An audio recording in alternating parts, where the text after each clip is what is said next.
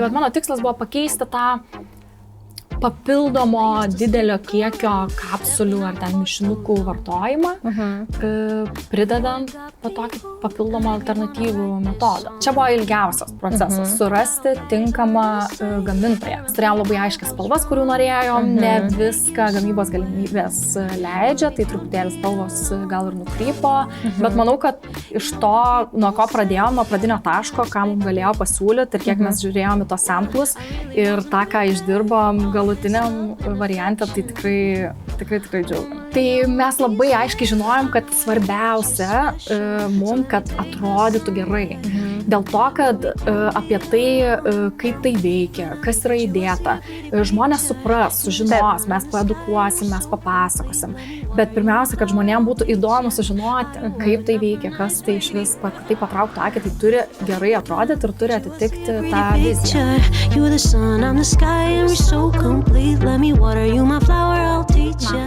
Aš esu Gabija ir savo karjerą marketingą aš pradėjau nuo mados prekės ženklo. Ir aš žinau, ką reiškia kurti verslą, kurti brandą, kai neturi žinių ir supratimo, ką tu čia darai.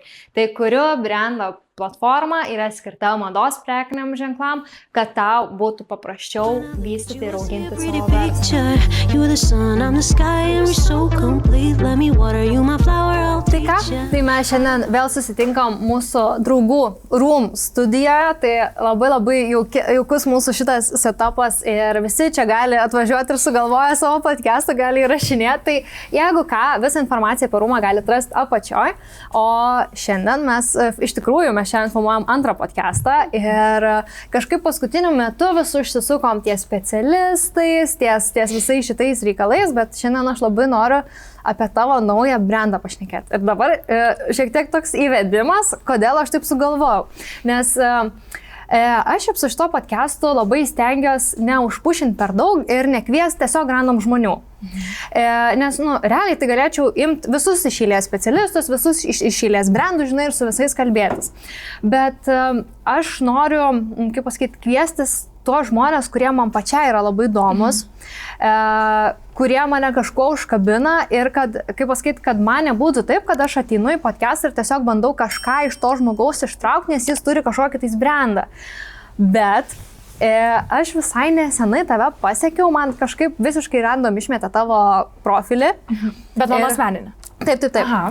Ir tada aš kaip tik tuo metu paleidinėjau savo kurių brandą platformą ir tada pamačiau, kad tu paleidinėjai irgi savo brandą ir aš tavo pradėjau, man kadangi labai įdomu, žinai, aš pradėjau sekti, pradėjau žiūrėti ir tu pasileidai ir man toks buvo aha momentas. Dėl to, kad wellness produktas, kas yra ant bangos, žinai, ir visiems yra tai įdomu ir vitaminai ir visi šitie reikalai, žodžiu, irgi yra labai įdomu žmonėm ir tada tie lipdukai ir aš galvoju, rimtai, čia toks atrodo to pačiu paprastas, bet to pačiu ir sudėtingas dalykas, žodžiu, tai man tiesiog buvo tas aha momentas, kur žiauriai geras dalykas, žiauriai geras daiktas, žiauriai gerai atrodo pakuotės, viskas, ką jau įkėlei, žodžiu, man labai patinka ir tai to pačiu ir labai stilingai, žinai, atrodo, kur galima labai gražiai parodyti visą tai, žinai, ne tai, kad kažkokia ten kapsulytė, žinai, ir tai vėl geriam tos kapsulytės, o tai, žinai, kaip ir stiliaus to pačiu, žinai, detalė gali būti. Tai žodžiu, toks mano ilgas monologas. Kodėl aš sugalvojau tave pakviesti ir kodėl man labai įdomu buvo tave pakalbinti. Tai norėčiau, kad šiek tiek įvestum ir pristatytum save, kas esi be savo brando, kurį ką tik visai nesenai pristatei. Gerai, tai pradžiai, kadangi labai daug minčių, kaip jaučiu, aš sakiau, reikia atėjusi podcastą, kadangi reikia mums susifokusuoti ties temom, tai kadangi turim pleistrą, kuris padės mums fokusui, tai aš jau savo esu užsiklijavęs, bet aš mielai užkliuosiu tau ir pažiūrėsim, kaip per tas 2 valandas mums pavyks fokusuoti su natūraliais ingredientais. Gerai, kur? Kur tik nori. Tai, bet iš tikrųjų ant Riešo labai einama vieta. Tai prašau tau House of Wellness gėlytę. Geras, fainai. Žiauriai tikrai fainai, žinai, toks atrodo, kad taip. Labai gražus brandingas. Tai tai čia yra brainstormas, jisai skirtas fokusui, tai mums jo reikės šiandien mūsų temos. O man prisistatyti, tai nežinau, man čia prisistatyti visą laiką būna pakankamai sudėtinga, nes mano backgroundas tai platus ir visą laiką, sakau, duokit diapazoną, kiek toli, kiek atgal metų mes einam. Nes šiaip mano backgroundas, jeigu iš studijų pusės ir mano tokios kaip ir darbinės ir šiaip veiklos pradžios, tai yra mados žurnalistika. Aš studijavau mados medijas, mano visą laiką interesas buvo mada, tai aš visą laiką norėjau šiaip rašyti. Tai iš to, kad rašiau apie madą, tada tapau copywriterė. Tai taip aš atėjau į reklamą, iš tikrųjų dirbau šiek tiek į reklamos agentūrai ir bendrai su reklama daug susijusi, kas mane po to atvedė į marketingą. Ir marketingė aš visai netikėtai nuėjau į appsus ir šiaip dirbau ESO specialistė. Tai nežinau, kas nežino, čia turbūt nelabai dar paplitus sritis, bet lengvai, taip trumpai tariant, kaip SEO tik appsams, tai yra visiškai atskiras algoritmas, kurį reikia išmanyti. Ir aš taip patekau į mobilių žaidimų rinką. Ir ten tokia kaip ir mano prasidėjo karjera, jau tokia platesnė prasme. Tai aš ten dirbau tiek su marketingu ir business developmentu ir taip kažkaip toj srity stačiau save ir kažkaip pagalvojau, kad nutolau gal nuo tų šaknų visiškai, nors veikla man labai patiko ir įmonė labai patiko, kurioje dirbau ir viskas labai buvo faina, bet kažkaip dar labai norėjosi paieškoti, kas būtų taip gal labiau mano. Tai taip pat nusprendžiau, kad gal reikia tą savo ir pradėti ir pabandyti. Tai dar pati pradžia, tai dar kol kas tikrai galiu sakyti, kad pradėjau, bet bandau. Okay.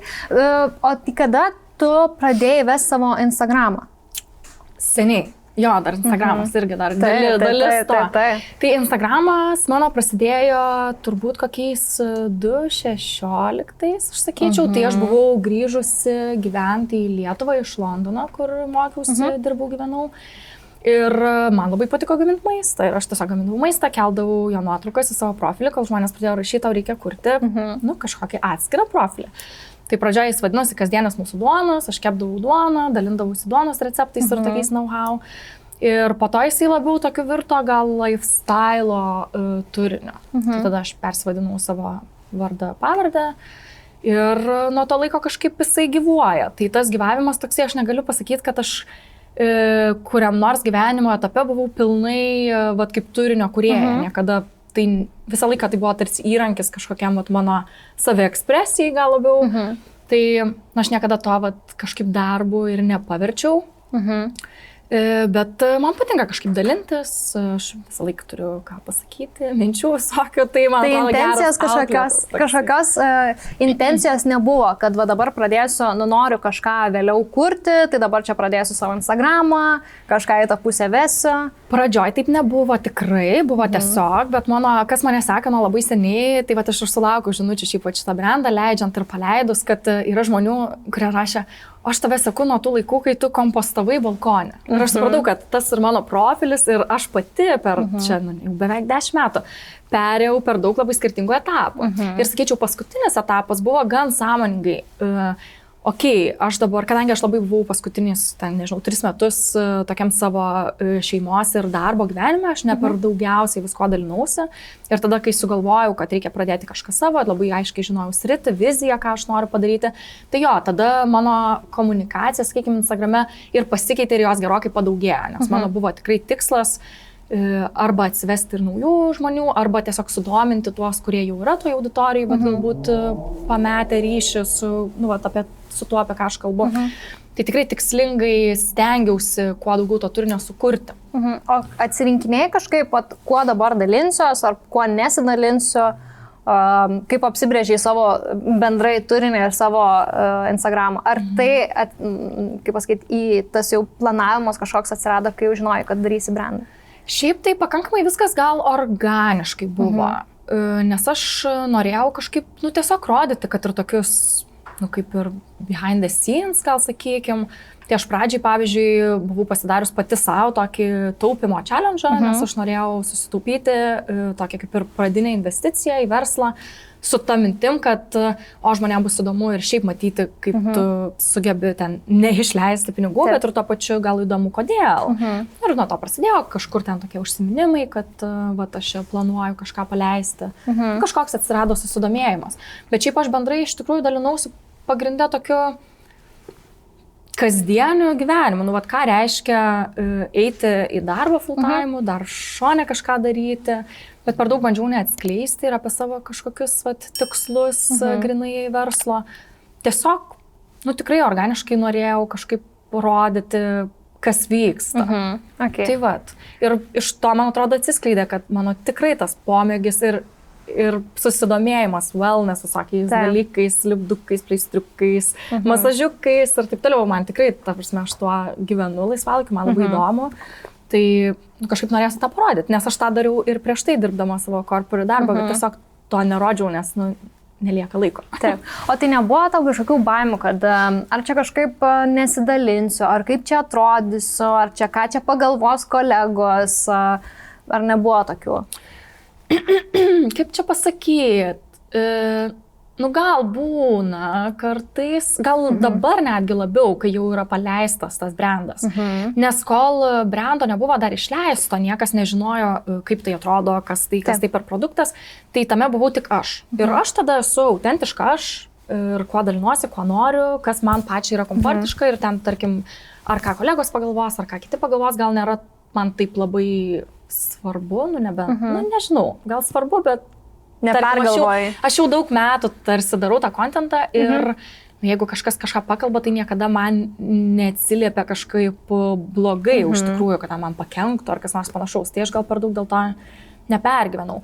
Gal dabar, kai brandas jau paleistas, man kyla tokių klausimų, žinai, kaip man stipriai save atskirti ar neatskirti, kur yra mano asmeninis brandas ir kur prasideda mano verslo brandas, kiek stipriai aš noriu būti jo veidas. Ir aišku, pradžioje, kai ir nėra komandos ir nėra didelių biudžetų, kaip padaryti, kad tai nebūtų tik tai ant manęs pastatyta, bet vis tiek viską tarsi turi kurti pats. Tai dabar labiau kyla tų tokių strateginių gal klausimų, kuo dalintis, kuo nesidalinti, kiek čia peržiūrinti, kas yra per daug mano sekėjams ar ne, kiek čia yra per daug pušinama reklama ar tam panašiai. Tai jo, dabar tie klausimai tokie aktualūs. Bet pradžioje tai neskaičiau, gal tiesiog mielai savo dalinausi. Okay. O nebuvo, kaip pasakyti, ar... Kai dar mat nebuvo brando, kai dar negalvojai, ar save kažkaip statėjai kažkokius tai rėmus, kiek kokio turinio dalinsios, ar tai visiškai buvo organiškai ir tu nepergalvojai, nes tai nebuvo darbas, tai tiesiog iš malonumo, jeigu kažkada kažkom noriu pasidalinti, tada ir pasidalinu, jeigu nenoriu, nesidalinu. Ir taip. Šiaip kažkokios ant strategijos tikrai neturėjau, mano asmeninis Instagramas yra tikrai tiesiog for fun. Neturėjau aš jo tikslo, nei ten, tarkim, kiekio, nei konkretaus turinio, tikrai ten nesusidarinėjau savo tinklelio.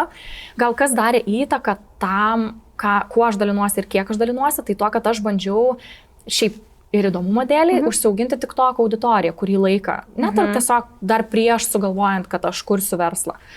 Tai ten reikia labai daug turinio ir jisai šiek tiek kitoks negu Instagrame, bet aš tiesiog galvojau, važiuojam su TikToku šito laikotarpiu ir tada, kas man atrodo, kad galėtų tikti ir Instagramui, aš persidalinsiu. Tai tas turėjo įtakos. Bet kalbant apie TikToką, tai ten tikrai yra tiesiog anything goes. Tai aš per daug, nestrategavau tikrai. Tai gerai, tai kada jau buvo tas momentas, kur tu galvoji, kad viskas nori savo kažkokio tais brando? Ar tai buvo nuo kur, žinai, prasidėjo ta mintis? Ar tu sakai, noriu kažkokių šitų pečias ir tada, žinai, pradėjai lipdyti, ar noriu kažkokio tais brando ir kas buvo tas pirmas kabliukas? Taip jau užuomasga, kad reikia kažko savo, ar norisi kažko savo, tai jinai buvo seniai, bet, sakykime, gal aš norėjau kažką kurti, pradėti dar naują, kažkokio papildomo challenge'o. Bet gan ilgą laiką tai buvo paieškos tokios pakankamai pasyvios, kas tai galėtų būti. Kas man dabar įdomu, kas aš manau, kad galėtų turėti potencialą, kuo sudominti, kas dar pakankamai nematyta galbūt. Koks tai galėtų būti produktas arba sritis ir taip toliau. O kaip tu tai bandei daryti? Tai vat einant tolyn, aš pati, kadangi labai kažkaip pasinėriau wellness ir domėjausi tiek, nežinau, ir maisto produktais, ir papildais, kažkokiais ir vairiausiais dalykais, vienas iš tų mano atrastų dalykų, tiksliau keli iš tų atrastų dalykų, tai buvo pleistriukai spuogams, tarkim, teipingas veido ir šitie papildų pleistrai. Ir aš, dabar jau senokai prieš kokį, nežinau, gal praeitą vasarą perskaičiau straipsnį Vogue žurnale apie tai, kad pasaulis, amerikietiškam, kad pasaulis eina link kažkokia lipdukų manija. Ir tame straipsnė buvo daug, kalbama apie skirtingų pobūdžių pleistrus, lipdukus ir taip toliau. Aš jau buvau mačiusi kitų prekės ženklų, tos wellness patchus. Nebuvau dar bandžiusi, bet mane labai sudomino. Ir galvojau, reikia turbūt tiesiog susirasti ir išbandyti. Ir aš tą pradėjau bandyti kitų prekės ženklų, tų pleistrų, aš jas pasisiunčiau, išbandžiau, susisiekiau su gamintojais, pasibandžiau samplus, supratau, kas juose man patinka vienose ir kituose ne. Ir galvojau, gal reikia pradėti ir kažką daryti. Tuo pat metu man buvo labai įdomu ir akupresūros sėklos. Yra tokia akupunktūros į ausis dedasi sėklytės. Tai aš turėjau kelis skirtingus tokius produktų idėjas, kurie man atrodė kaip pakankamai naujoviški, jau Amerikoje paplitę, tarsi galima jos būtų atvesti į rinką ir tada iš tikrųjų rinkaus. Galvojau, gerai, kas galėtų turėti didžiausią kažkokį impactą pačiai pradžiai. Kad ar sudomintų, ar labai patrauktų akį. Ir tai priejau prie tų pleistro. Ir, ir tada prasidėjo lipdymas. O tai gerai, tai kas, pavyzdžiui, tarkim, man tai yra visiškai, aš vienintelį dalyką, ką žinau, tai kaip mes nusiperkam vitaminus, piliulės ir jas galim tada gerti, gerai, ten galim milteliai, gali būti, ten skystų pavidalų ir panašiai, bet ką tu pamatėjai, kas būna kitaip tuose lipdukuose ir kuo tau kažkas, kaip tu atpažinai, kas patinka, nepatinka, kas patinka, nepatinka ir kas tai buvo per tie dalykai. Tai iš to, ką aš lyginau tarp skirtingų prekės ženklų, tai pats pleistras iš tikrųjų. Vieni man patiko, kiti nepatiko. Nemažai jų yra rinkoje, sakykime, Amerikoje, Europoje netiek daug, bet vis tiek yra keli ir aš kelis išbandžiau. Tai jų, tarkim, sakykime, yra du tipai ir dažniausiai paplitęs yra tokia kaip plastiko plėvelė. Jos beveik nesimato, gali būtent jos, kai kurie prekės ženklai daro tokį kaip ikonėlę, kuri po to pradingsta su laiku, kai ingredientai susilieja. Man patiko tas efektas, kad tu matai kažką ir tada tai susigeria į odą. Bet man nepatiko tas plėvelės efektas, nes ją nusiėmus po tų 8 valandų, oda būna tokia kaip išbrinkusi toj vietoj. Man nepatiko, kad jisai taip jaučiasi. Ir išbandžiau kito prekės ženklo, kuris buvo kaip mūsų medžiaginis. Bet jie nelabai gražus. Ir pats brandas toksai, tarsi nelabai man norisi kaip detalę kažkokią nešioti, bet turi potencialo tam. Tai mano buvo tikslas padaryti, kad jie būtų gražus, faini, atpažįstami, kad tu gal ir norėtum juo pasipuošti, o ne jį paslėpti kažkur. Ir aš norėjau, jeigu jau dėl ingredientų, tai tiesiog, kad būtų fokusas į žoleles ir tokius natūralius tos ingredientus, o ne grinai vitaminus. Aš nenoriu pakeisti žmonių įpročio išgerti omega 3. Aš noriu papildomo funkcinio dalyko, kurį pavyzdžiui, aš atsigulus į lovą, pagalvoju, man reikia mano slumber pleistriuko ir aš turiu jį prie lovos ir aš jį užsiklijuoju. Nes man daug patogiau padaryti taip, negu nueiti į virtuvę, išsitraukti savo ten ašvagandą, melatoniną, ir savo jų išgerti. Tai mano tikslas buvo pakeisti tą papildomo didelio kiekio kapsulių ar ten mišinukų vartojimą, pridedant tokį papildomą alternatyvų metodą. O gerai, o tai kaip į šitą dalyką yra sudedami visi šitie ingredientai? Tai aš per daug apie gamybos procesą nežinau, bet šiaip pats pleistras yra sudarytas iš skirtingų sluoksnių, tai apačioje yra, čia angliškai, pressure sensitive adhesive, tai reiškia tas lipnusis sluoksnis. Tada yra jų vadinamas medication, tai vadinasi visi tie ingredientai, kurie yra sudedami. Tada yra pats pleistro medžiagos, ten skirtingi ingredientai įeina, bet iš esmės guma ir tam tikri dalykai, tai būtent tas pleistro sluoksnis ir tada ant viršaus yra medžiaga. Tai tiesiog tarp odos esančio to klijų, pavadinkim, grubiai sluoksnio ir paties pleistro yra sluoksnis tų ingredientų. Ir jie tiesiog per pusiau pralaidžią membraną patenka per odą. O tai gerai, tai jie pasisavinami yra, nu, tarkim, nes jie yra pakuotėjai, nu, tai jie niekur neišeina, tie ingredientai, jie būna viduje, bet jie pradeda, kaip pasakyti, skverbtis į odą dėl to, kad tai yra šiluma ar dėl kokių tais procesų. Tai tiesiog oda yra pralaidi. Oda nėra barjeras, tarkim, kaip ant plastiko uždėtas, jis neturi kur praeiti. Tai osmozė vyksta taip, kad iš didesnės koncentracijos ingredientas keliauja į mažesnės koncentracijos. Tai tiesiog per odą pasisavina ir tiesiog prasiskverbia tie ingredientai. Okay. Tai gerai, tai kai jau tu sugalvoji, kad, nu, čia po truputėlį, gal, žinai, gal į tos lipdukus, gal čia šitas visas pradėjo dėliotis, kokie buvo tavo pirmi žingsniai jau pradedant kurti brandą? Ar ten, nežinau, pavadinimas, brandingas, kas buvo?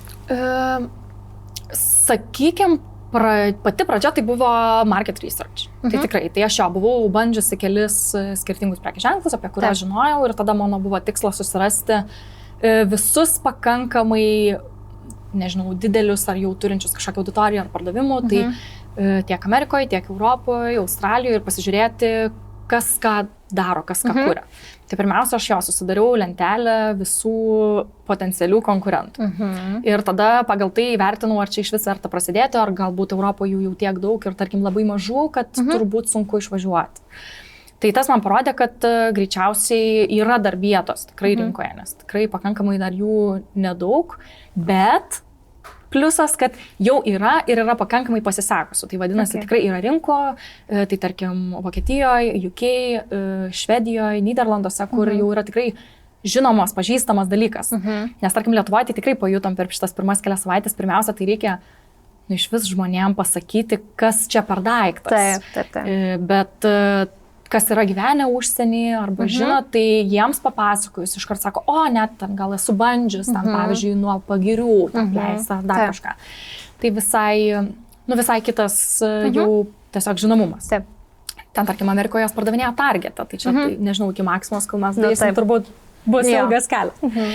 Tai tai pirmiausia buvo market researchas, o tada iš tikrųjų aš galvojau, kam tas brandas skirtas. Ir mano tikslas buvo prieš einant jau, nežinau, vizualizuoti ar kažkaip tą brandą pavidalinti, tai sukurti tą personą, kas tas žmogus.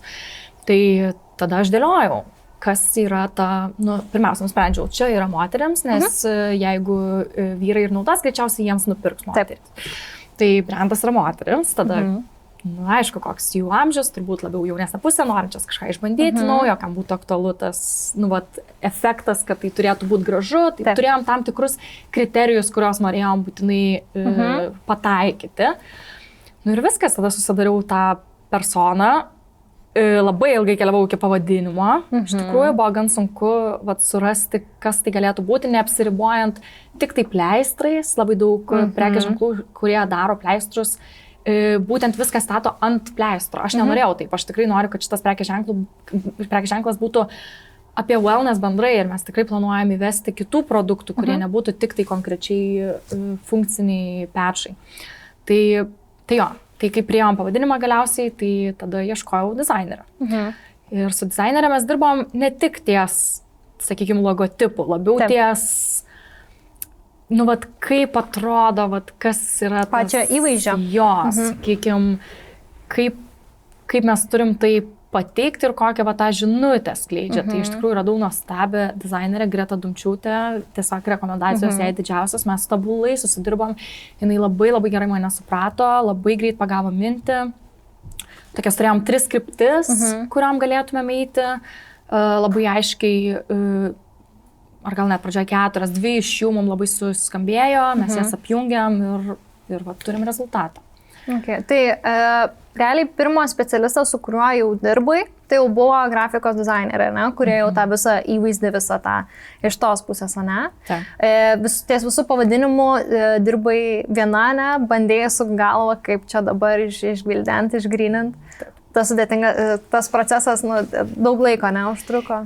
Jisai buvo toksai erzinantis, nes sugalvoti, aš pati šiaip copywriterė, tai man sugalvoti pavadinimų nėra sudėtinga, bet išsirinkti, neatmesti, aš tikrai atmečiau daugybę. Bet priėjau prie House of Wellness, nes ir kai kurie pastebi, kad aš bandžiau susijęti su to, kad mes čia Lietuvoje darome ir Vilniui, tai aš kažkaip bandžiau tas lokacijas ir trumpinti ir tas Vilnius gavosi VLNS ir galvoju, geras gal pavertus VW ir pridėjus tas žodžius, gaunasi tas wellness, tai dėl to išėmėm balses ir toks tas pavadinimas. Pradžioj turėjau komentarų, ar čia placeholderis, ar čia toks ir bus. Galvojau, nieko, toks ir bus. Taip, geras. O su pačia, pavyzdžiui, gamyba. Tu sakai, kad susiradai, kas gamina. Ar čia nebuvo sudėtinga atrasti, kas užsiema su tokia produkcija? Šiaip siaubingai. Čia buvo ilgiausias procesas surasti tinkamą gamintoją. Bet ar pradžiai buvo, kad ieškojai, kas gamina ir bandėjai eiti šnekėtis, ar kažkaip irgi bandėjai išsigryninti, kurie iš karto tie geriausi? Ne, pradžiai reikia tikrai surasti, kas gamina, nes tikrai nėra daug. Europoje aš radau vieną gamintoją, kuris gali pasiūlyti tokį dalyką. Okay. Ir labai norėjau, kad mums su jais pavyktų, bet dėja jie negalėjo pasiūlyti to, ką mes norėjom ir dėja Europoje negalėjom gamintis, Amerikoje yra galimybė, bet yra gan sudėtinga, tai mes gaminamės Kinijoje. Dėl to, kad šiaip šitie pleistrai yra kilę pats tas, čia ne procesas, o funkcija būtent topical, vadinasi, ta prasme, per odą pasisavinimą įvairių žolelių ir taip toliau yra kilęs iš tradicinės kinų medicinos. Jiems visi pleistrai ir įvairių jų yra ir formų, ir tam tikri ten iš toksinus ištraukiantis ir įleidžiantis ir daug visokiausių, jiem yra pakankamai gerai pažįstami. Ir tenais, tarkim, pažiūrėjus į Japoniją, Koreją, pleistrų yra, mes apakom, kai pamatėm rinką ir mes čia Europoje net nežinom apie tokius dalykus, tai Kinijoje buvo tikrai iš ko rinktis. Tai ieškojom tokių natūralių į tą tradicinę kinų mediciną linkusių tokių ekspertų, kurie galėtų pasiūlyti custom variantus. Nes daug kas gali pasiūlyti jų padarytą produktą. Ten, tarkim, labai konkrečius kažkokius mes labai norėjom ateiti su savo ingredientų sąrašu. Iš esmės, nes turėjom ten tam tikrų niuansų, dėl ko norėjom tam tikrų įdėti ir tam tikrų ne. Bet suradom. Išsikalbėjo su ten 10 ir daugiau, atsirinkom. Bet tas ieškojimas buvo internetu, ten jau tiesiogiai nevažiavai, ar kažkokios ant parodos, ar dar kažkur, kad suras ieškoti? Suradom internetu, kadangi vis tiek pirmas batchas, galvojom, jeigu kažkas nepatiks, netiks, norėsim keisti, reikės kažką tobulinti, tai visą laiką galima bandyti su kitu vėliau. Bet vis tiek, kas tam produktą kuriant, nėra taip paprasta išsibandyti nepadarius produktą. Taip. Pasidaryti. Tai manau, kad sėkmingai pavyko viską susitarti, tikrai turėjom nemažai skambučių ir viską, bet kažkaip, man atrodo, visai sėkmingai. O tai daug reikėjo pavyzdžių gamybos, kol pavyko pasidaryti jau tokį, arba kiek, pavyzdžiui, buvo tokių lipdukų, ar tu iš karto žinojai, kad jis būtent taip atrodys ir padarė ir viskas taip gavosi? Grinai su gamintoju. Tai žodžiu, kol mes patį lipduką, kaip mes nusprendėm, kad jis atrodys, tai čia vienas procesas, kuris buvo su dizaineriu. Su gamintoju reikėjo pirmyn atgal pasivažinėti, sakykime, ta prasme pasikalbėti.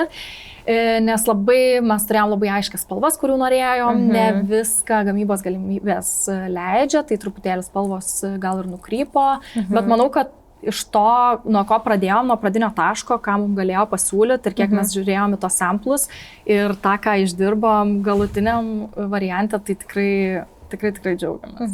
Tikrai. Okay, tai žodžiu, buvo kelio, kol Buvo.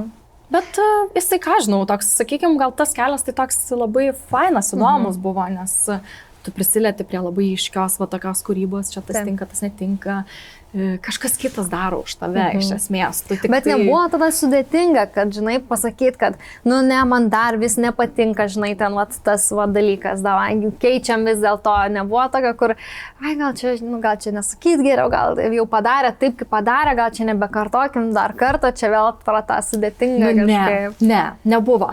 Nes aš vis sakau mes, nes mes su vyru dviese darom šitą projektą, jis šiaip mano projektas, bet mes dirbam kartu, tai mes viską darom darom mes. Tai mes labai aiškiai žinojom, kad svarbiausia mums, kad atrodytų gerai. Dėl to, kad apie tai, kaip tai veikia, kas yra įdėta, žmonės supras, sužinos, mes paedukuosim, mes papasakosim. Bet pirmiausia, kad žmonėms būtų įdomu sužinoti, kaip tai veikia, kas tai iš vis, kad tai patrauktų akį, tai turi gerai atrodyti ir turi atitikti tą viziją. Taip. Nes, sakau, pleistrų yra jų rinkoje, bet faktas buvo, kad mes labai norėjom, kad tai būtent toks.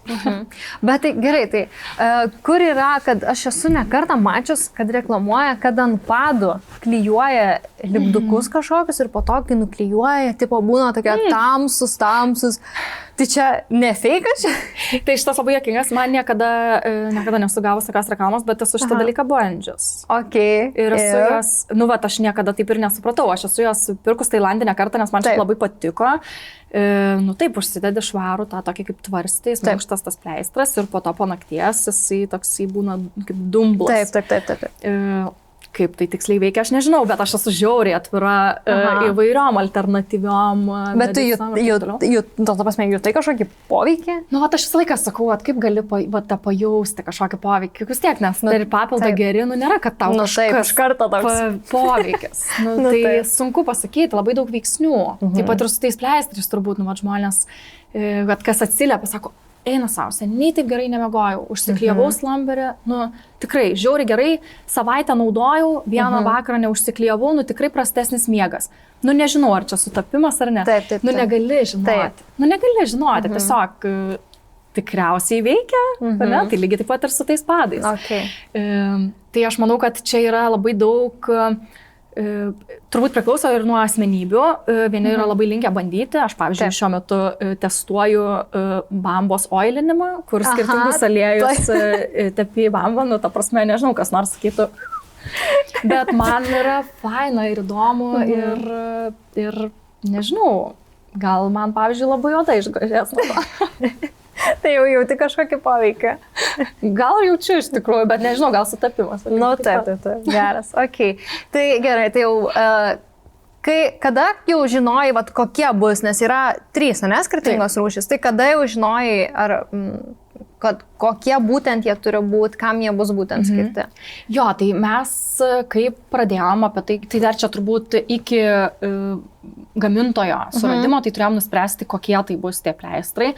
Tai turėjom nuspręsti, kiek jų skirtingų mes galim sau leisti pradžiai. Tai aš tikrai norėjau 5, bet teko apsistoti ties 3, nes turi vis tiek rizika yra gan didelė, tai turi kažkaip save apsiriboti ir man tie 3, aš čia vėl parodysiu, tai mes turim miegui slumber, turim mėnesiniams goddess ir brainstormą, kurį užsiklijavom, kuris yra fokusui tokiai kognityviniai funkcijai. Tai man čia buvo labai gan aišku, kokios 3 sritis man yra svarbios. Kas dienoje, man labai svarbu yra gerai išsimiegoti. Dieną aš labai daug dirbu ir man svarbu produktyviai pasidaryti viską, ką man reikia pasidaryti.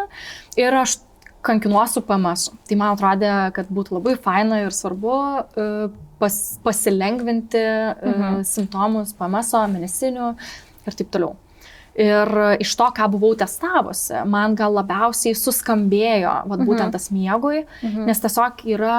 nežinau, man tai pavyzdžiui miego gal labiausiai net yra tas juntamas efektas, kur užsiklijavus už kokių 20 minučių aš tikrai pradedu jausti tokį gal mieguistumą truputėlį ir tą nusiraminimą. Tai man norėjosi pačiai irgi tokį sukurti. Fokusai taip pat, aš, pavyzdžiui, nebegeriu kavos, tai man labai norėjosi kažkokios alternatyvos. Žinau, kad labai daug žmonių ieško alternatyvų kavai, tai ten ar mačia, ar kažkokie ten nutropiniai gėrimai ir taip toliau. Tai čia kaip viena iš alternatyvų. O su mėnesinių pleistrais jie pakankamai šiaip yra jų skirtingų net ir pobūdžių, ne tik šitie wellness patchai, bet ir yra ten, tarkim, garstyčių pleistrai, tarkim, nugarai, nuo nugaros skausmų, arba yra pilvo apačiai, tokie grinai į skausmą targetinti. Tai, man atrodo, tas rytis bendrai su mėnesiniam ir pilvo apačioje kažko uždėjimui ir klijavimui tam tikrų ingredientų tiesiog gan veiksminga, tai aš labai norėjau tą atnešti dar į kažkokį stilingą, fainą tokį approachą. O tai gerai, tai kaip tada, ar skirtingai juos tada užsiklijuoji, nu tarkim, jau nori eit miegoti, žinai, kad ten tarkim po valandos norėsi miegoti, tai tada jau ten kažkada užsiklijuoji su šituo, su brainstormas, ne?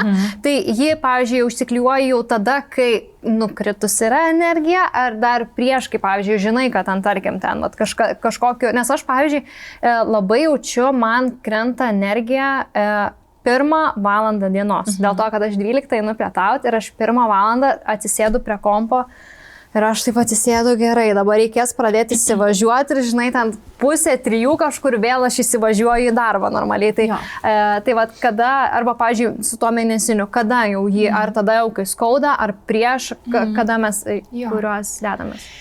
Tai tarkim, godės, kuris yra medicininiam, tai aš siūlau dėtis kokias, kai prasideda PMS. Aš sakau, kai jau pradeda ranka link čipsų pakeliui, tai jau galima klijuotis. Nes iš esmės ten yra ingredientai, jį galėtum nešioti visą mėnesį, tarkim, kiekvieną dieną tą pleistrą, nes tie ingredientai padeda hormonų balansui, truputį tave taip subalansuoja, sakykim.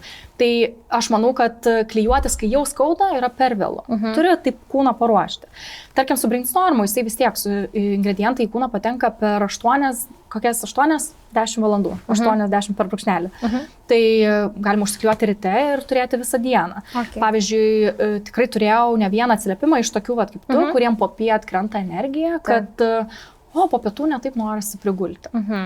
Bet galbūt tau norėtųsi iškart po pietų to tokio kažkokio efekto. Su miegu tai labai teisingai pasakė, šiaip priklauso labai nuo organizmo, kada jisai gali pradėti veikti, tai valanda, pusvalandis iki miego, aš klijuojuos prieš pradedant skaityti knygą, jeigu žinau, kad noriu užmigti, jeigu žinau, kad noriu dar paskaityti, tai dar paskaitau ir tada užsiklijuoju truputėlį vėliau. Tai tikrai nuo organizmo priklauso, kiek greitai pradeda jaustis tas efektas. Gerai, tai sugrįžkim prie, man žinai įdomu apie patį produktą, sakau. Tai gerai, tai jau žinojai, kokie jie bus, jau pradėjai viską, žodžiu, dėliotis, kaip jie atrodys su gamykla, kad jos pagamintų. Tai realiai tu patį produktą jau gavai, jau viską, ne, pagaminta nebuvo, taip, kad visi siuntė pavyzdėlius ir tau rodė, tu bandinėjai. Mums rodė pavyzdžius, mes jų negavom fizinių.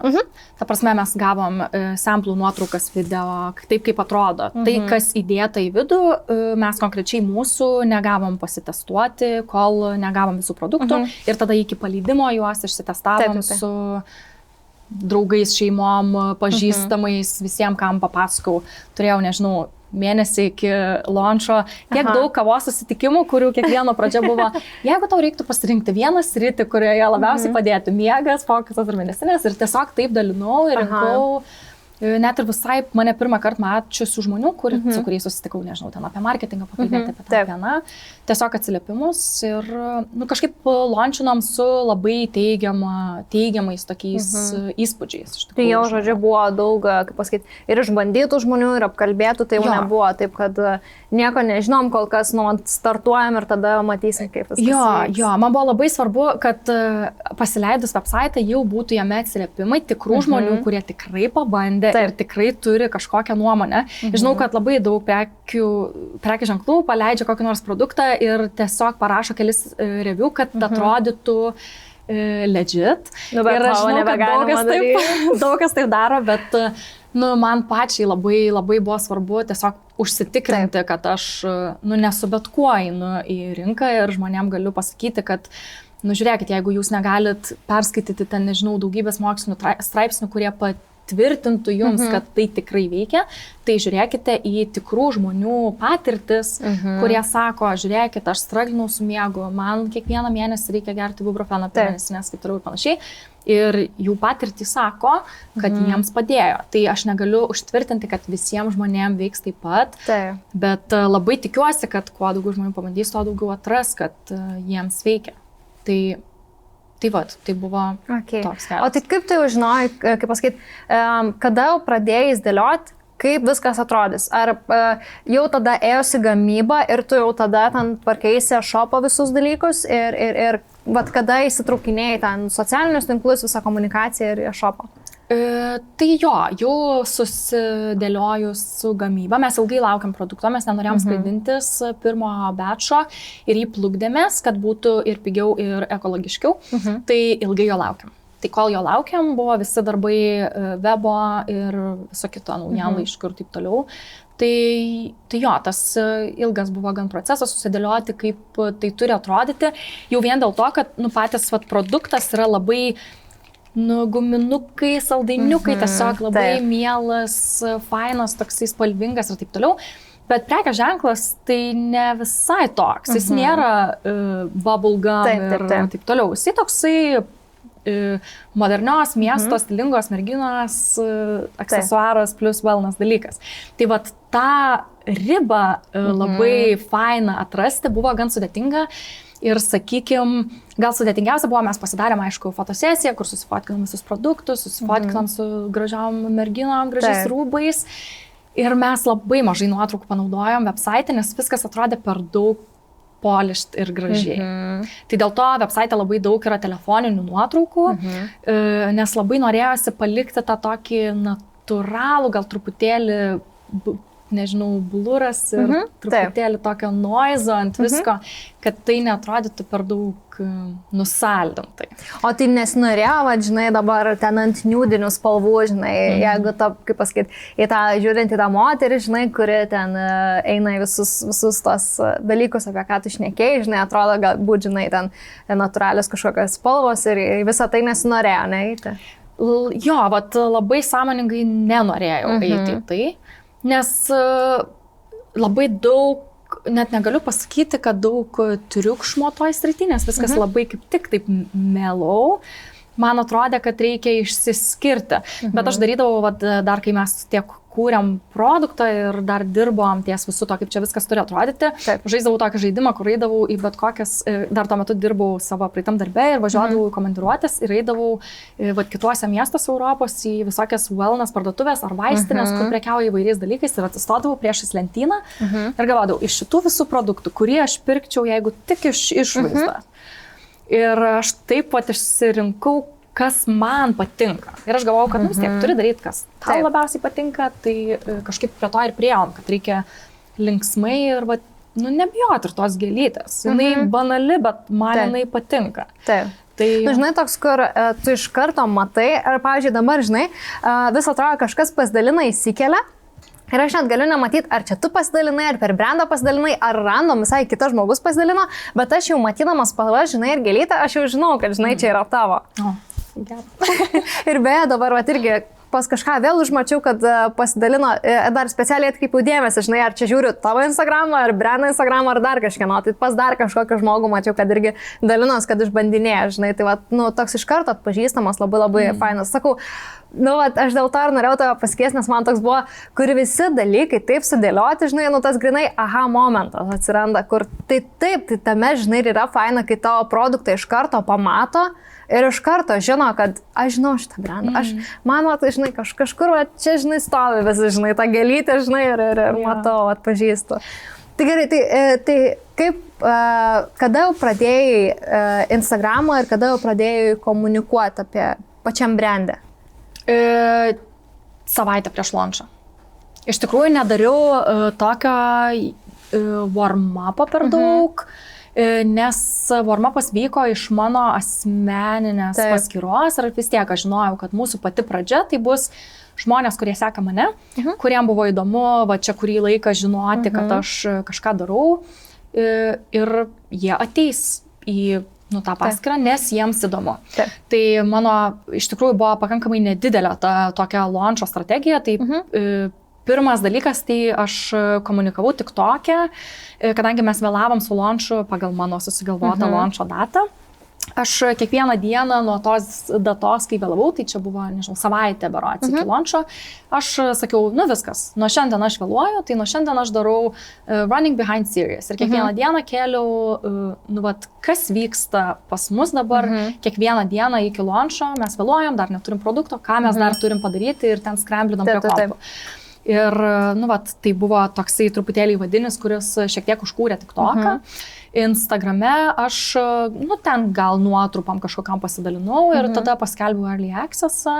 Tai visi, kas prenumeravo naujienlaiškį, dieną prieš launchą gavo slaptažodį ir galėjo apsipirkti. Tai iš tikrųjų buvo faina pamatyti tą pirmą labiausiai suinteresuotų, sudomintų žmonių bangą ir tikrai buvo nemažai žmonių, kurie apsipirko dar prieš launchą ir tada launcho dieną jau tas pirmasis didysis būstas, kur, irgi tiesiog pasileidau kontento vienetus, kas buvo bandę, ar ten UGC kūrėjai, su kuriais šiek tiek dirbom, kam buvo labai įdomu ir labai knėtėjo, kad greičiau čia visiems papasakoti, tai pasidalino irgi, tai taip organiškai gavosi toksai truputėlį tą pirmą savaitę pakankamai kalbant apie tai ir iš manęs, ir iš kitų žmonių. O tai kaip, sakai, prieš paleidimo dieną, kad irgi galėjo žmonės apsipirkti, ar tai buvo žmonės, kurie tave sekė, ir tai buvo jau žmonės tie, kurie galbūt išbandė, su kuriais kalbėjo ir kurie galbūt jau sugrįžo po išbandę? Buvo, kas sugrįžo išbandę, bet pagrindė tai vis tiek buvo mano asmeninio profilio sekėjai, kurie domėjosi, laukė. Čia aš prieš, nežinau, kokias 3 savaitės iki launcho, tai sakiau, jaučiausi kaip paskutinį nėštumo mėnesį, kur kai sutinki žmonės ir jie, dar nepagimdai, tai lygiai taip pat man buvo, tai kada jau čia tu pasileisti ir kas čia toks bus? Geras. Tai jo, jau taip truputėlį net, jaudinaus, atrodo, jau aš čia visiems atsakinga, kuo greičiau parodyti ir tikrai buvo, šiaip visiškai amerikietiški kalneliai emocijų ir viso ko kito. Tai tikrai launcho dieną, nors viskas tikrai labai sėkmingai ėjosi, bet buvo gerai nuverkta, tikrai ne kartą, nes taip jau viską labai. Aš šiaip klausiausi tavo story, kur tu dalinaisi, kad buvo visokių tų emocijų, atrodo, kaip ir paleidai, tas, kaip paleidi ir tada šiek tiek sustoji ir supranti, kad jau paleidai ir tu dalinaisi, galbūt dabar dar irgi gali, kas nežiūrėjo, kas neseka, kas nematė, kas pas tave dėjosi viduje, kai jau paleidai. Dėl to, kad žinau, kiek galiu atskleisti. Viską galiu atskleisti. Aš žinok, kodėl aš noriu apie tai pakalbėti, dėl to, kad aš šiek tiek prieš tave pasileidau savo platformą. Ir aš, kai tavo tų story klausiausi, aš galvoju, taip, aš lygiai taip pat jaučiausi. Nors tos platformos paleidimas, tikrai ne pirmą kartą gyvenime kažką paleidžiu, pristatau kažkokį ar ten kolekciją ar dar kažką, bet galbūt dabar taip, kaip pasakyti, sąmoningai tai išjaučiau, žinai. Ir kai tavo tų story pasiklausiau ir toks, jo, taip, aš lygiai taip pat jaučiausi, tai iš karto pagalvojau, kad būtent apie tai norėsiu irgi pašnekėti. Žinai, man atrodo, čia yra labai daug apie lūkesčius, perspektyvą, kaip tu matai dalykus, kaip tu įsivaizduoji, kad dalykai turi būti. Ir mano didelė problema šiaip tiesiog turbūt kaip asmenybės yra, kad aš noriu rezultato vakar. Ir jeigu man reikia kažką padaryti, tai man reikia tą dalyką padaryti ne šią savaitę, man reikia tai padaryti šiandien. Ir kai pasileidi kažką savo ir esi pilnai atsakingas už rezultatą 100%, man sunku negalėti visko padaryti čia ir dabar.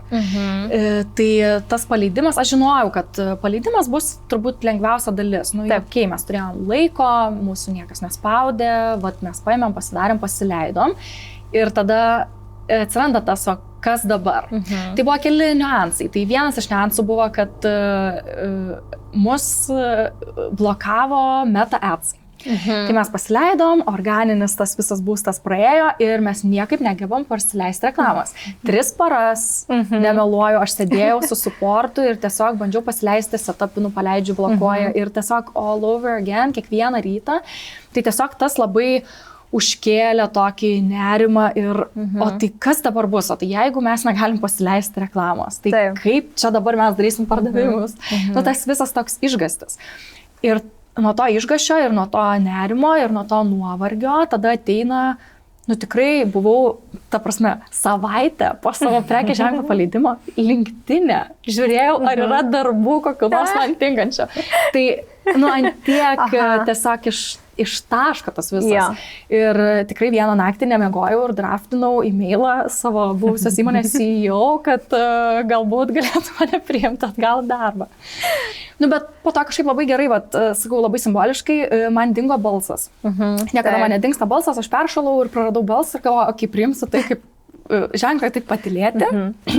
Ir aš kaip tik turėjau kelionę pas draugę į Varšuvą ir išvažiavau savaitgaliu ir tiesiog, pabėgau nuo to, nemačiau, nežinau, negalėjau visą laiką prie kompo prisėsti ir taip toliau. Ir tas laikas toksai su savim, truputėlį sudėlioja, žinai, kad nu, kaip čia dabar reaguoti, kaip tą savo laiką planuoti ir negali tikėtis visko staiga čia ir dabar ir kai žiūri į kitus, gali atrodyti, kad visi paleidžia ir staiga ten kraunasi pardavimus, bet greičiausiai taip nėra ir reikia turbūt tiesiog kažkaip tą pakeisti lūkesčius.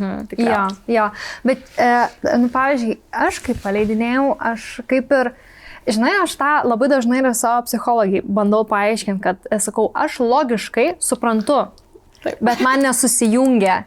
Sakau, aš suprantu, ką tu man sakai, aš logiškai suprantu ir aš, pavyzdžiui, aš netgi galiu sakyti savo mintis ir aš suprantu, kokią aš nesąmonę sakau, žinai, nu, kad taip neturėtų būti ir aš sakau, aš logiškai suprantu, kad aš dabar tau sakau nesąmonę, bet man viduje nesusikonektina, žinai, tai čia man irgi toks, žinai, kur. Taip, tikrai yra tas, kad aš viską žinau, aš viską suprantu, aš galiu savo paaiškinti, aš net matau skaičius, aš matau viską, bet jausmas kitas. Jausmas kitas. Ir man sunkiausia iš tikrųjų savaitgaliais, kurių buvo 2 nuo mano brendo paleidimo. Tai vadinasi, aš nedirbu. Aš ten kažką pažiūriu, atrašau žinutę, gal įkeliu kontentą, bet iš esmės aš savaitgalis yra skirtas šeimai. Tai vad sekmadienį man jau yra ką aš dabar dar galiu padaryti, kad kažkaip čia dar paauginti, pagerinti, pušinti. Ir man nuo to atsiranda tas toksai kažkoks, gal čia reiktų sėsti prie kompo ir kažką dar padaryti, nes jeigu nedarau, tai tarsi, tai kaip čia dabar aš. Taip pat yra atsakinga už rezultatą. Tai vad reikia išmokti, iš tikrųjų priimti, kad čia dabar yra mano darbas ir tai nėra mano nes, sakykime, ir gyvenimo tikslas ir vienintelis dalykas, kuris apibūdina kažką apie mane, ar netgi kažkaip, man, pavyzdžiui, kas sunku nuo ko kažkaip nusikratyti, tai kad tai yra manęs asmeniškai įvertinimas. Jeigu man sekasi, tai reiškia aš šaunuolė ir jeigu ten, tarkim, nežinau, pardavimų nėra, ar jų nedaug, ar netiek, kiek aš įsivaizduoju, tai reiškia aš feilinu ir aš lūzerė. Ir nieko daugiau gyvenime aš niekada nebepadarysiu. Tai va šitas, tie kraštutinumai, nu tarsi jau čia dabar, tai jau viskas. Jau čia arba šitas, arba nieko. Bet taip nėra. Bet tau nebuvo sudėtinga paleisti, nes pavyzdžiui, aš paleidau kovo 14. Aš pradėjau dirbti ties, ta prasme, kai jau žinau, kad kaip viskas bus ir visą tą, gamybos, žinai, procesą pradėjau Liepos mėnesį. Tai aš galbūt tiek daug, nes aš esu toks žmogus, kad jeigu aš noriu, aš imu čia ir dabar ir darau. Aš negaliu ilgai laukti. Tas ilgas procesas mane jis tiesiog sužlugdo ir aš numetu ir pabėgu ir viskas. Tai man tas laikotarpis buvo labai labai ilgas, bet vis tiek, žinai, reikia ir susiplanuoti, kadangi aš ne viena, žinai, ir ten kas kada galės padaryti ir tą visą platformą, kaip tai turi atrodyti, čia reikia ir nusifilmuoti, čia reikia, žodžiu. Ir aš kažkaip jau prieš pat paleidžiant, gal ten porą mėnesių iki, labai daug pradėjau pergalvoti apie patį paleidimą. Nes man, žinai, produkto paleidimas, kai mes dirbam su klientai, žinai, man yra tas pats saldainiukas, žinai, arba kaip, žinai, apšildyti tą auditoriją, žinai, man čia yra saldainiukai, žinai. Ir aš galbūt tiek savo daug tos įtampos į tai daviau, žinai, kad man buvo sudėtinga paleisti, nes aš taip, tai kaip aš čia dabar turiu paleisti, aš savo prisigalvojau grandiozinių planų, kaip aš dabar turiu tai paleisti, žinai, ten gerai turiu ten video, aš tos noriu video ten profesionaliai susifilmuoti, kad čia tada man reikia ir stilistės, man tada reikia make-uperis, man tada reikia labai daug žmonių, komandos, Ir aš tada sėdau ir aš žinau, kad aš dabar taip nepadarysiu. Jeigu aš tokius grandiozinius planus savo statysiu, aš tiesiog nepaleisiu. Tai aš tą vieną dieną ėmiau, susifilmavau ir man po to buvo gėda leistos video po to, žinai, nes aš jau tiek kartų juos mačiau, bet aš žinau, kad aš turiu paimti ir paleisti, nes aš žinau, kad tai bus gerai, žinai. Ir man va čia, žinai, buvo toks, kur man buvo sudėtinga paleisti, dėl to, kad aš kažkaip, kažkaip būtent va taip, žinai, turiu. Tai irgi man čia buvo, žinai, tokius lūkesčius savo, žinai, numest, kad, čia nebūtinai yra apie mane, kaip aš dabar tai padarysiu. Čia nėra mano visas, žinai, gyvenimas, kaip aš dabar per tą vieną dieną pristatysiu ir, žinai, įvesiu į tai. Tai va, žinai, čia irgi toks, kur... Aišku, paleisti yra jaudulio daug. Vis tiek, tu paleidi, čia nežinau, ypač aš ten daug laiko kalbėjau, aš čia kažką kuriu, aš čia kažką darau, nu vis tiek yra užbildintas, jau tas visi sudomė, nu kas čia bus, nu ir įsivaizduok, paleidi ten, nežinau, kažkokį flopą visiškai, nu negali. Tai jo, buvo tikrai to jaudulio, nu kaip čia priims, kaip čia, ar iš esmės, ar susidomės, ar bus įdomu. Kaip vat, aš tą paleidau, ten tarkim, ar ten kontentas pats, sakykime, mano buvo labai paprastas gal tas požiūris, aš tikrai pakankamai viską paprastai ir nenorėjau su kažkokia labai pompastika, tai dėl to aš gal per daug nepergyvenau. Dar iš to, kad tu pasakai man, vat, tas noras, žinai, kad viskas tobulai būtų, aš kažkaip tokią frazę viso šito veiklos kūrybos metu buvau perskaičius, kuri man labai įstrigo, make it exist, then make it good. Ir man buvo tas, ta prasme, nėra dar to brando, nėra dar to verslo, aš labai tikrai ką dariau, tai susiradau tokius prekės ženklus, kurie man patinka ir kurie jau dabar tikrai yra užaugę ir turi didžiulės auditorijas užsienį. Ir aš nusiskrolinau iki pačių pirmųjų postų ir pasižiūrėjau, kaip tai atrodė pradžioje ir kaip atrodo dabar. Ir aš pamačiau, kaip tai atrodė tada ir jiem netrukdė tai tapti tuo, kokie jie yra dabar ir man tas padėjo. Jiem buvo fainai kačiukų memai, viskas super, o jie dabar darosi ten superinės fotosesijas. Tai viskas gerai, nesmė, tas tinklelis važiuoja žemyn, tai visą laiką gali save upgrade'inti. Tai aš dėl to gal per daug nesisielauju, labiau gal dėl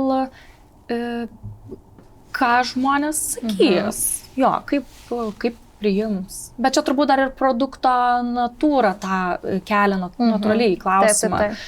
Ar žmonėms bus įdomu ir jie bus atviri tam, ar jie sakys, šper nesąmonė ir uždarys ir niekada nepasižiūrės daugiau. Bet tavo, gerai, dabar turėjau 3 klausimus iš eilės skirtingus. Pirmiausia, tai tu savo asmeninį profilį vedi taip pusiau anglų kalba, pusiau lietuvių kalba, ne? Dabar. Gerai. Taip. Šiaip jisai buvo kažta lietuviškas. Jisai buvo kažta lietuviškas, tada jis buvo kažta angliškas. Čia mes kalbame apie 10 metų šitą smeną. Buvo lietuviškas, angliškas, tada vėl lietuviškas, tada dabar paskutiniu metu vėl angliškas. Su mintim, kad aš leisiu brandą, kuris nėra skirtas tik tai Lietuvai. Ir kažkaip norėjosi tą savo asmeninį tokį brandą kurti. Plus, kadangi tik tokią darau angliškai, tai paprašiau tiesiog turinį pernaudoti. Bet dabar kažkaip linkstu, kad trūksta tokio gal asmeninio ryšio su savo sekėjais, kurie vis tiek pagrindai yra lietuviai, yra tikrai anglakalbių, su kuriais mes susirašom, bet didžioji dalis yra lietuviai. Ir jie mato mano tą turinį ir ten gal palaikina ir taip toliau, bet pokalbį užvesti yra daug lengviau, kai tu kalbi tą pačią kalbą. Čia toks emocinis aspektas.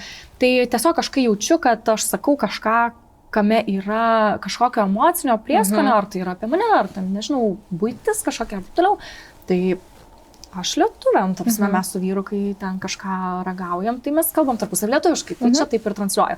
Tai aš pagalvojau, kad aš per daug kažkaip dėl to nestrateguosiu, buvo tikrai momentų dar iki brando paleidimo, kur aš roviausi plaukus ir galvojau, kaip man dabar asmeniškai, ar aš turiu atstovauti šitą prekės ženklą ir viską komunikuoti angliškai ir visiškai būti apie tai. Ar tai gali likti tiesiog mano profilis ir čia yra aš, o čia yra mano darbas. Kaip tą visą atskirti, tai iš tikrųjų dar konkrečiai neišsidirbau. Dabar šiai dienai darau organiškai, natūraliai, o galbūt, nežinau, gal palaipsniui pasikeis ir gal sakysiu, kad reikėjo vis dėlto priimti kokį nors sprendimą.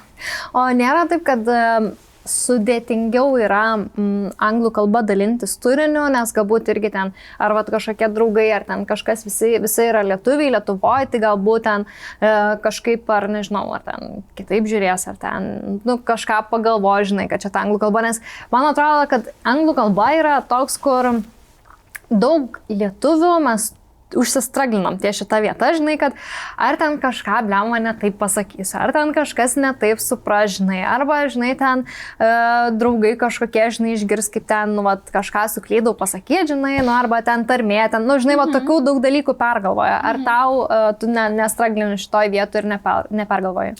Dėl šito tai ne, kažkaip, nežinau.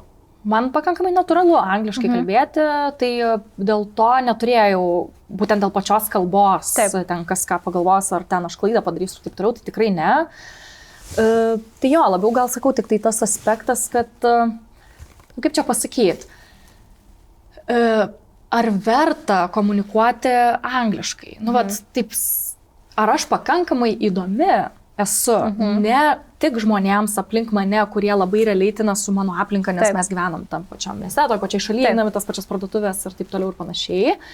Ar aš esu pakankamai įdomi, kad galbūt mane sektų ir žmonės iš kitų šalių, kuriem tada aktualu suprasti. Taip. Tai sunku atsakyti tą klausimą, nes vis tiek algoritmas veikia lokaliai, ateina tų sekėjų iš kitur, bet vis tiek jie nėra tavo koras. Koras yra čia vietiniai. Taip. Tai tada sunku pasakyti, ar norisi labiau plėsti auditoriją ir bandyti visiems būti suprantama, ar gal čia yra visiškai nesvarbu ir geriau būti labiau relatable va čia vietoj. Tai nežinau. Vis kol kas, ne, tokiam... Neturiu atsakymą, žinok, neturiu atsakymą. Ir tikrai matau, kad kai kurie turinio kūrėjai, va čia Lietuvoje, tarsi persijungia anglų kalbą ir man labai faino, kad taip daro, nes, tikrai šiaip internetas yra globalus. Taip. Tai kodėl apsiriboti tik tai tave suprantančiais lietuviškai, jeigu gali kalbėti angliškai. Aš tikrai seku nemažai kūrėjų, kurie yra, nežinau, ar ten Ispanijoje, dar kur nors, bet jie komunikuoja angliškai, man tiesiog jie patinka. Taip.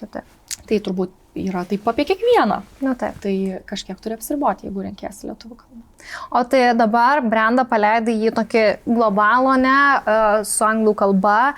Tai pirmieji pardavimai buvo, ar buvo iš užsienio, ar viskas kol kas čia Lietuvoje? Turėjom tikrai iš užsienio. Pagrindas tai tikrai yra Lietuvoje. Dėl to, kad pradinė auditorija buvo mano auditorija.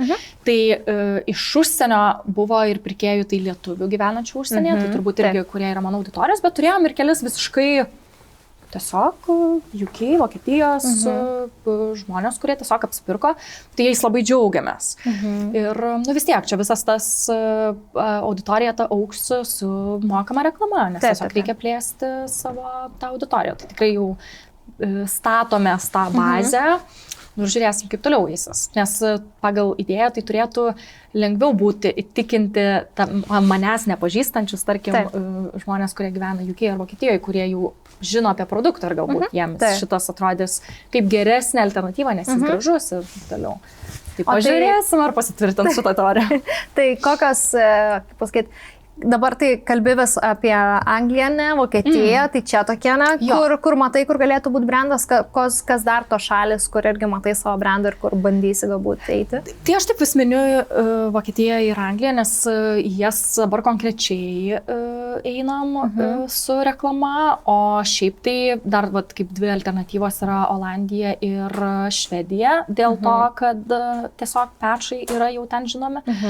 Bet tada, nežinau, Lenkija didelė rinka šalia, tai galima ir ten, turėjom ir iš Lenkijos pirkėjų, tai žiūrėsim.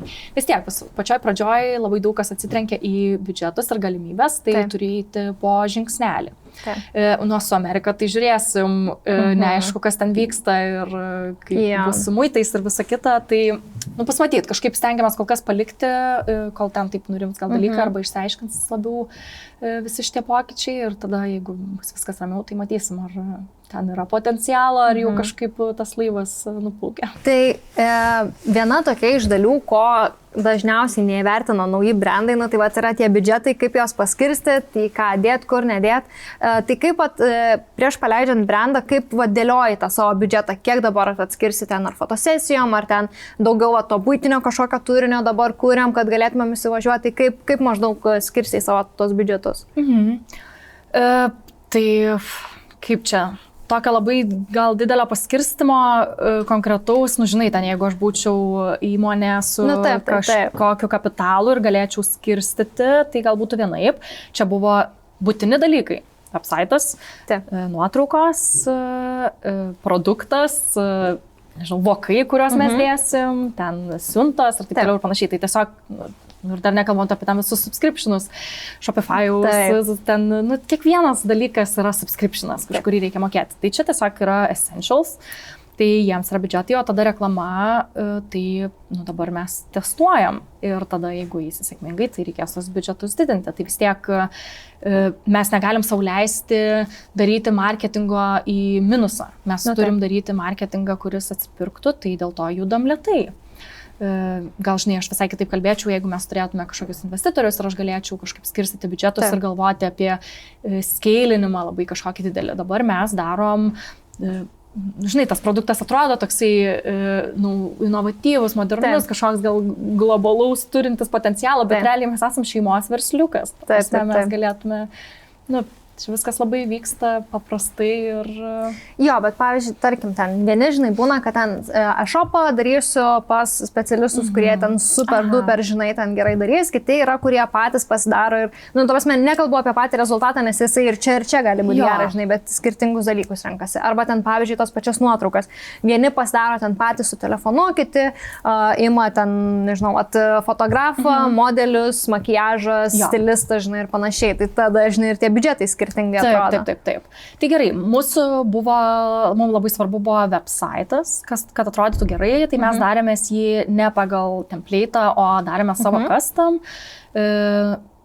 su ta pačia dizainerė, kuri mums darė brandingą, tai iš tikrųjų tai buvo taip, kad mes pasidarėm visą brandingą, užsakėm produktą ir gerai, daromės webą ir aš atsidariau Shopify'ų, išsirinkau temą Shopify'us ir pradėjau dėlioti ir po 2 dienų sakau, ką aš darau, nes aš ne dizainerė, aš iš vis, aš galėčiau sudėlioti, bet, tai kaip aš įsivaizduoju, kad tai galėtų atrodyti ir kaip, čia nežinau, aš, pavyzdžiui, nemoku piešti, gal žmonės, kurie nemoka piešti, gali realitinti, aš, pavyzdžiui, galiu įsivaizduoti, kaip aš nupiešiu arklį, aš mintise aš jį nupiešiu, bet ant popieriaus, ta prasme, ten niekas nepažins. Tai man taip pat buvo su website'u. Ir aš tada įrašiau jau savo dizainerį ir sakau, žiūrėk, gal netyčia, tu turi patirties su website'ais. Ir kaip tik jinai buvo turėjusi patirties, ir mes puikiai susidirbom ties webu ir labai džiaugiuosi ir labai buvau laiminga atidavus tą biudžetą žmogui, kuris mokėjo, galėjo, padarė taip, kaip man patinka, tikrai tas buvo fainai.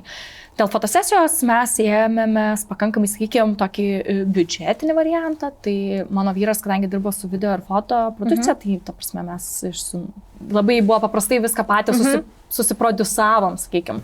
Jisai pats fotkino, ten tarkim vieną modelį pasisamdėm, vieną pasiėmiau savo pažįstamą buvusią kolegę, tai taip irgi padarėm pakankamai, gal sakykime, biudžetinį, o visa kita, sakykime, iš turinio pusės, tai, natūraliai aš ir noriu, kad jis būtų telefoninis kol kas, aš nenoriu kažkokių polištų dalykų, norėčiau, aišku, kad gal jį daugiau padarytų kiti žmonės, bet, kažkiek, ėmėmės turinio kūrėjų, tai kas tam barterių sutinka ir taip toliau ir panašiai. Tai bandom taip, susisukti. Taip. O gerai, tai jeigu dabar iš naujo galėtum, dabar turėjau tą patirtį, žinai, kaip pasileidai ir kas vyksta, žinai, tas pirmas porą savaičių, ar dabar paleidinėdama vėl nuo pradžių darytum kažką kitaip? Koks sunkus klausimas. Būtum paklaust prieš savaitę, būčiau sakius, nedaryčiau. Iš vis nedarytum? Bet nesakau to. Ar daryčiau ką nors kitaip? Gal būčiau, nežinau, žinok. Gal būčiau siuntusis lėktuvus siuntą, kad greičiau būtų. Nes labai tas prailgimas, laukimas labai daug užbildino tokio, kaip čia kas bus ir ar čia mes gerai darom ir daug. Buvo laiko išsikelt savo labai daug klausimų. Tai gal jeigu būčiau paleidusi greičiau, tai būtų tas toksai, čia greitai padarėm, tai jeigu kažkas nesigavo, tai galim pataisyti. Dabar atrodo, turėjom laiko, tai jau turėjom viską gerai padaryti. Ir nežinau, žinok, aš manau, kad dar labai daug ką reikia padaryti, ko dar nepadariau, tai negaliu pasakyti, ką daryčiau kitaip. Tai nežinau, žinok, nežinau.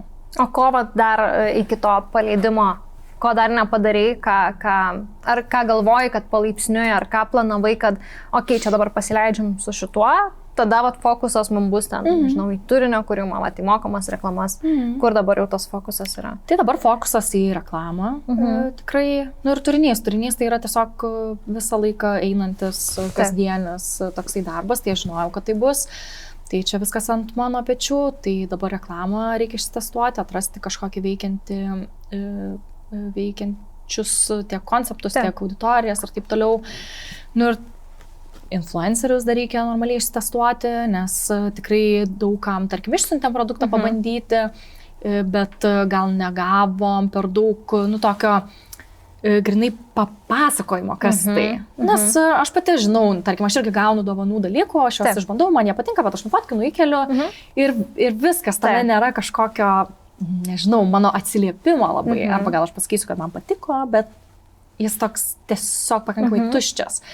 Tai, sakykime, norėtųsi jau padirbti su influenceriais ir tikrai, kad jie išbandytų ir galėtų papasakoti apie produktą ir tokį paskleisti labiau žinutę, nes šitas produktas turbūt reikalauja apie jį info.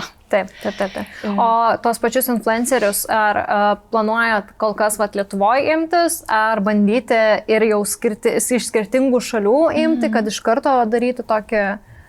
Tai žiūrėsim. Šiaip tikrai yra noras daryti ne tik Lietuvoje, pasitestuosim, pasižiūrėsim kaip Lietuvoje ir ką galima tikėtis, nes iš tikrųjų nežinau, kaip šiais laikais yra su pardavimais per influencerius.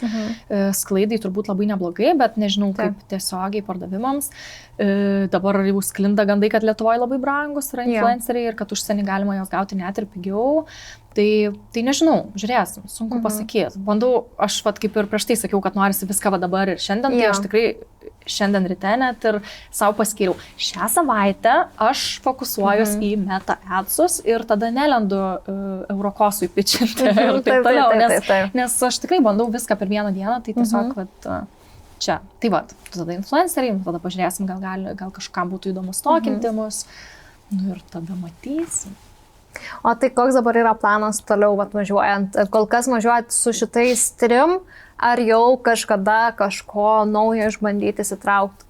Ar čia yra kažkoks planas, ar bus matyti? Nu, kaip tik planuojam vieną produktą, dar 100% nenusprendėm, ar važiuojam su juo ar ne, bet turiu mintį produkto vasarai ir ne pečų.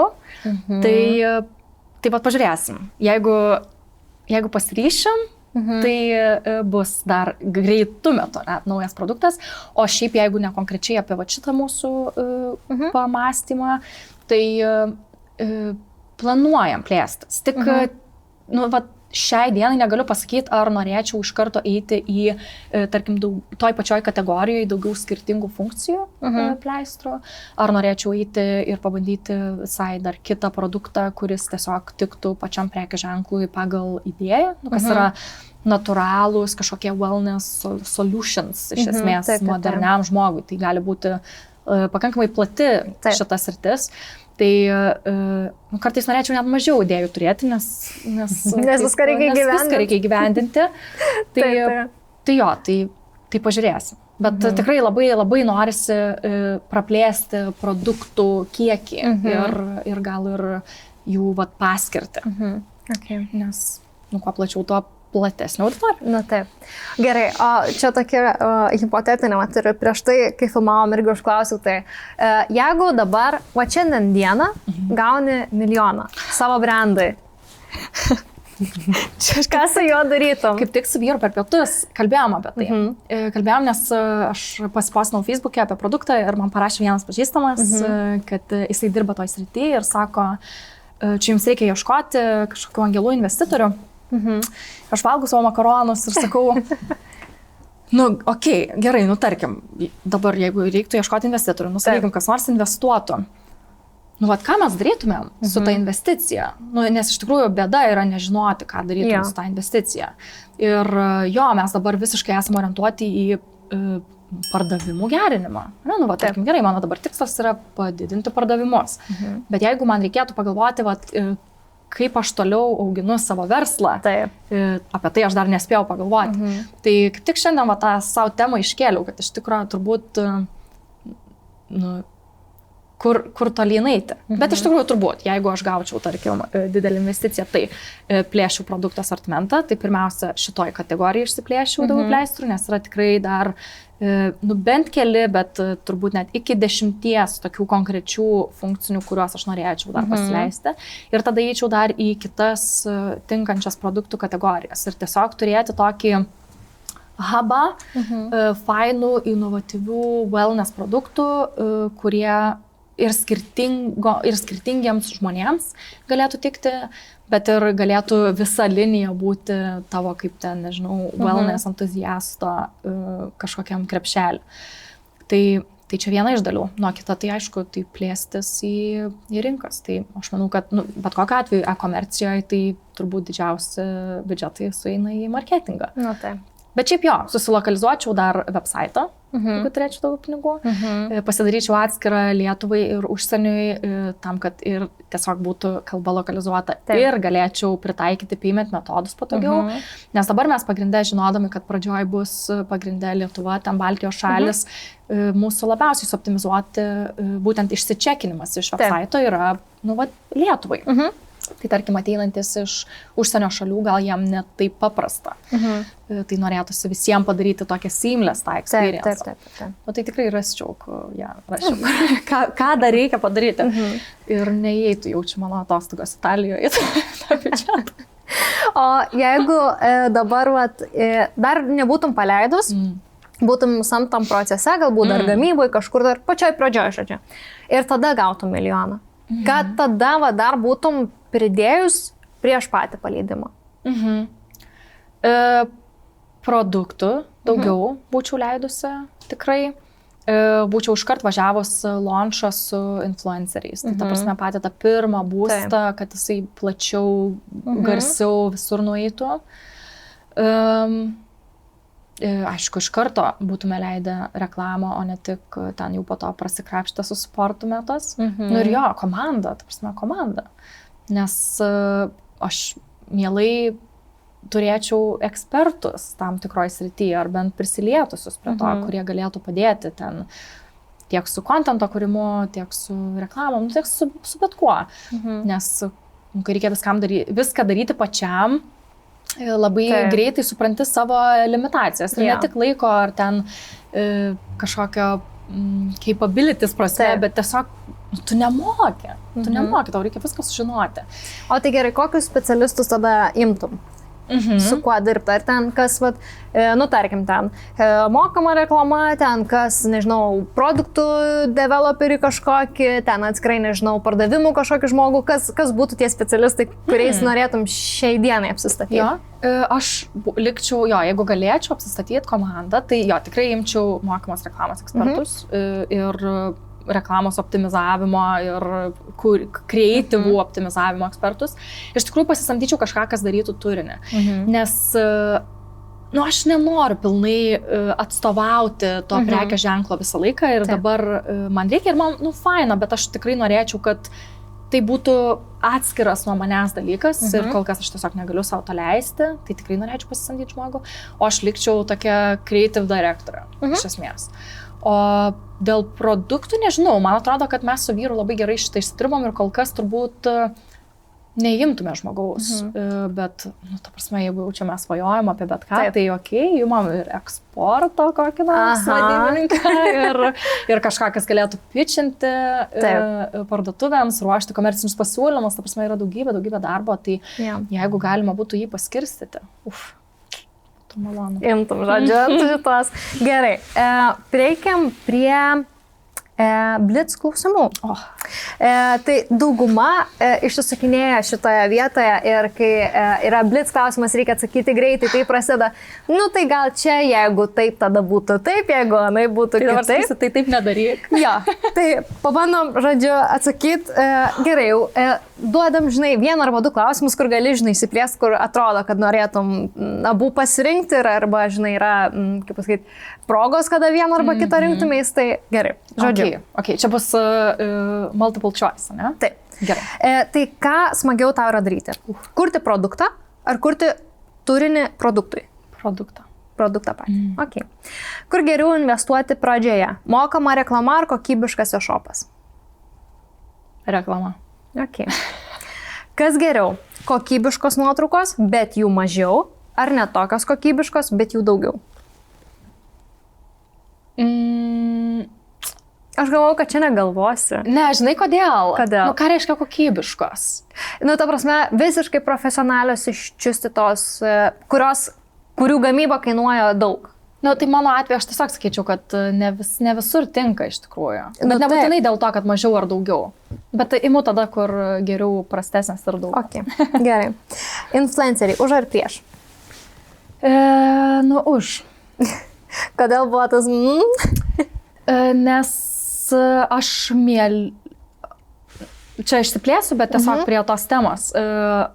Aš manau, kad mes ateinam į laikus, kai tavo pirkėjas, tavo auditorija yra tavo influenceris ir juos reikia treatinti kaip influencerius. Ir aš manau, kad influenceriai jo vis dar yra puikus sklaidos būdas, taip, jie turi didelės auditorijas, kad daugiau žmonių apie tai sužinotų ir visa kita puiku, bet aš manau, kad didesnį emocinį poveikį ir netgi ir pirkimo, tarkim, iniciatyvą labiau didins dabar, ar ateinančiais keliais metais bendruomenės, tas kažkoks tavo pirkėjo, tavo kliento paaukštinimas, jų sukurtas kontentas, renginiai, kurie yra ne influenceriams, o tavo klientams.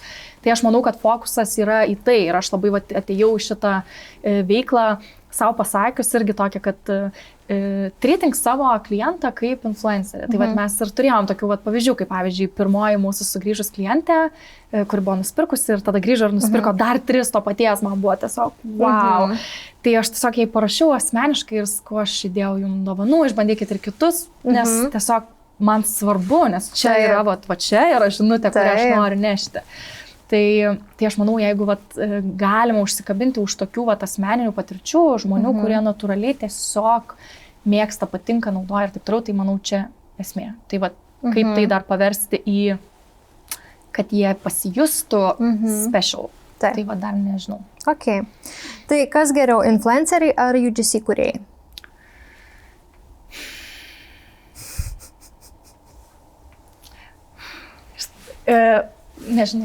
Nežinau, negaliu, tai šiaip tikrai nežinau, dar negaliu pasakyti. Bet, ką dabar rinktumės? Nežinau, jos dar nepasitestavom influencerių, tai negaliu pasakyti, bet, pasakykim UGC. Bet su ta mintim, kad jeigu jos gali tą turinį panaudoti reklamai. Ok, gerai. Kažkoks brangus ir kokybiškas dalykas, ar šiek tiek pigesnis, bet tau šiuo momentu atlieka funkciją, kurios tau reikia? Čia bendrai gyvenime. Taip. Tai kokybiškas brangus. Ok. Ką geriau darytum? Ar kurtum visą turinį socialiniuose tinkluose, ar kalbėtum į kamerą? Oi, kalbėčiau kamerą. Kas geriau, ar freelanceris, ar samdomas darbuotojas? Man samdyti, ar man dirbti? Tau samdyti. Samdomas darbuotojas. Kodėl? Tu esi, aš manau, kaip samdomas darbuotojas, esi labiau, kaip čia, atsidavęs, susisiejęs su savo darboviete. Tai yra tavo, tokia identiteto dalis. Aš dirbu ten. Ir aš manau, tas svarbu. Man bent jau, aš esu daug dirbus ir freelancerė, ir ne freelancerė, ir aš tikrai daug labiau jaučiuosi atsakinga už rezultatą, jeigu aš esu įdarbinta to įmonėje. Šiaip, žinok, aš todėl ir tavęs paklausiau, nes realiai kiek visų žmonių klausiau, visi buvo tik už freelancerius. Ir mano, būtent irgi, man labai įdomu, būtent aš šitą klausimą ir vis paklausiu, dėl to, kad man irgi atrodo, kad žmonės, kurie yra pasamdyti, taip jie gali, tikrai gali būti daugiau tų dienų, kai jie galbūt ne taip efektyviai gali atlikti savo darbą, nes aš vis tiek čia dirbu, mane įdarbinę, žinai, ir kaip pasakyti, more likely bus tiesiog freelanceriai, žinai, nutraukti sutartį, negu atleisti iš darbo. Tai iš tos pusės, bet man atrodo, kad jo, tas pasamdytas žmogus, jis yra daugiau tikrai įsitraukęs, jis, jeigu jau darbinasi į tą įmonę, jis kažkaip labiau ir galbūt prijaučia tą įmonę, kur freelanceris galbūt gali apsijimti, žinai, jam nebus, gali atlikti tiesiog savo darbą ir atiduoti ant tą savo padarytą darbą. Tai jo, aš irgi šiek tiek esu labiau už tą samdomą darbuotoją, kai jau gali viduje turėti. Aišku, tada vėl, žinai, visi kaštai atsiranda kitokie ir biudžetai. Kitas dalykas, man atrodo, ypač mažoj komandoj pasisamdyti žmogų, kuris galėtų būti pakankamai įvairialybis, yra visai svarbu, nes freelancerį tu pasamdysi labai konkretų specialistą, kuris turės labai konkrečias užduotis. Taip. Bet ypač, tarkim, verslo pradžioje, ar ten naujos komandos užuomazgose. Nu, vat, reikia kažko, kas tiesiog neštų kažko naujo ar kažkokius skills.